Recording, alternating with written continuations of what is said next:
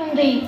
ఈ శరీరం ఉన్నా సరే లేకున్నా సరే ఇప్పటికీ మీరు నన్ను చంపగలమని అనుకుంటున్నారా? ఇతని మాటలు విన్న తరువాత నేను కూడా సందేహంలో పడిపోయాను. మరి మనం ఇతన్ని చంపలేనప్పుడు కిందికి విసిరి లాభమేమిటి? వద్దు వద్దు, మీరు నన్ను కిందకి తొయ్యక తప్పదు. ఎందుకంటే మీ మహారాజు గారి ఆజ్ఞను మీరు పాటించడమే మీ కర్తవ్యం.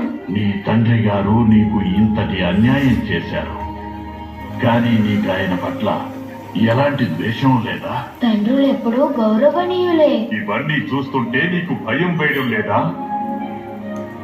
ఎక్కడ సూర్యుడు ప్రకాశించును అక్కడ చీకటికి తావుండదు.